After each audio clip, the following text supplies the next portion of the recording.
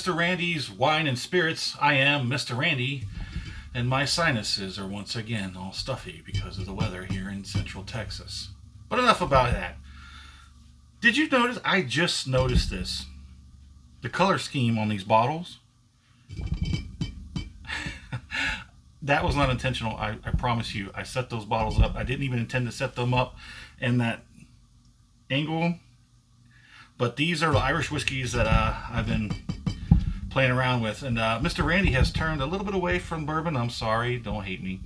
I've now looked into more of Irish whiskey. More so finished Irish whiskeys. There's so much allowability. No, Irish whiskeys are allowed to play a little bit more with the things that straight bourbons really aren't. I'm not saying that bourbons are bad. I still love a good bourbon. But I'm really starting to enjoy these Irish whiskeys. Today we're going to be talking about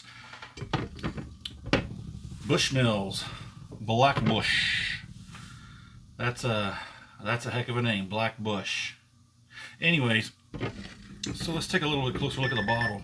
And that goes off. Great. Fantastic.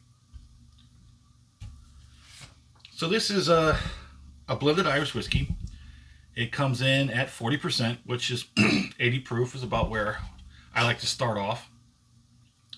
They say it's 80% malt with 20% light grain. I like malt. This seems to be very malty, and I think it's a little too much malt. We'll get into that. So it's 8 years. 8 years. This sat in some ex-Oloroso sherry casks. 8 years. And it does. We'll get into the taste in a minute. I'm getting ahead of myself.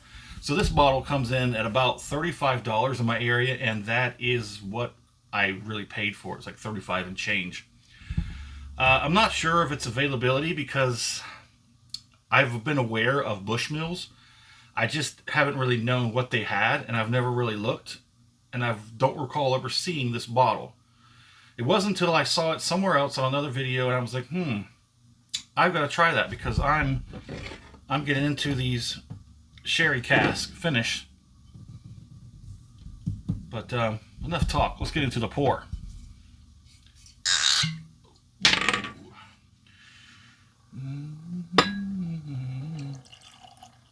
He's dry.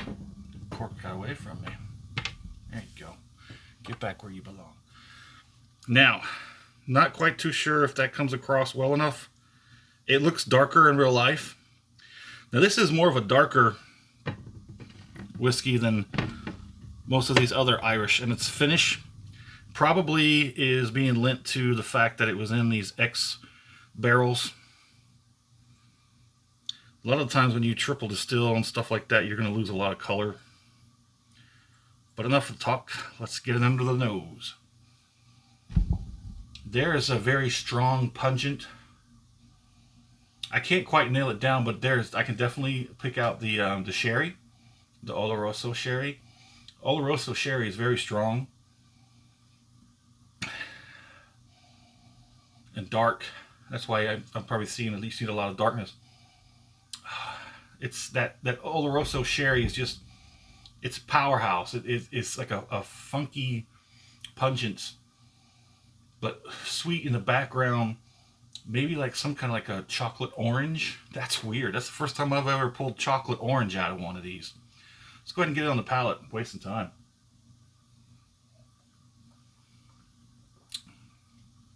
Ooh, first drink of the day.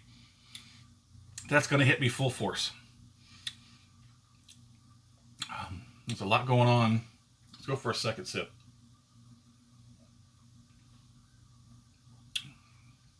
Yeah. Definitely getting a lot of sherry. I'm going to put the taste about right in the midsection. It's not too much.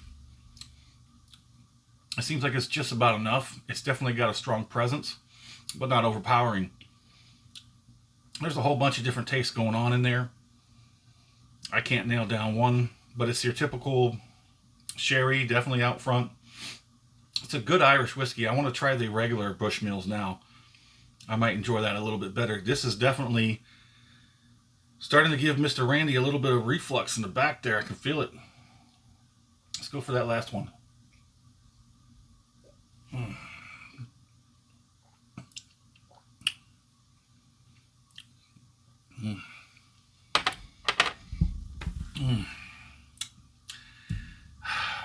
You know, when I first started this bottle, I got down to the neck, and I'm like, I think I'm going to like this bottle. I got down past the shoulder, and I said, yeah, definitely going to like this bottle. I got down about halfway, and I changed my mind. I don't know how to explain it. Some whiskeys, they'll taste amazing the first half of the bottle, and then like this one does for me, and then the second half of the bottle, not so much. And then there's other bottles that I don't have one available at the moment, that first half of the bottle will be horrible, but after you get to that second half of the bottle, it's amazing. So should I just take a full bottle, split it in half, just so I can get both good halves? That's a stupid joke, sorry. Anywho, I'm going to give this a rating of 3 out of 5. As I said, it's okay. It's not for me. This thing has something in it that is definitely agitating my throat. I don't really have any food allergies other than walnuts. It's weird. Never had allergies before I came to, to this. And yeah, so there's a few other whiskeys that I have that actually do bother me and have some wicked indigestion. But looks like this one's going to go on that list. And would I buy this again? No, definitely not for myself. Maybe for a friend. Maybe if somebody was interested in something of this nature, I would go for that. So let's get to my fair price. Remember, I said that I paid $35 for this bottle, which I didn't feel too bad in the beginning, considering that my price range is starting to go more towards 60 than in the 30 area. I would probably put this at 25. If I had to buy it again and they said, hey, what would you pay for it? I'd pay 25. But like I said, I'm not interested in it anymore. This is probably going to go into my trash can whiskey or my infinity bottle. I just want to thank you, Bushmills, for your Black Bush. Oh, Lord. Anyways, let me know what you think. If you tried any of the Bushmills, how about this Black Bush? Do you like sherry, cask finish whiskeys? Let us know. Thanks for coming.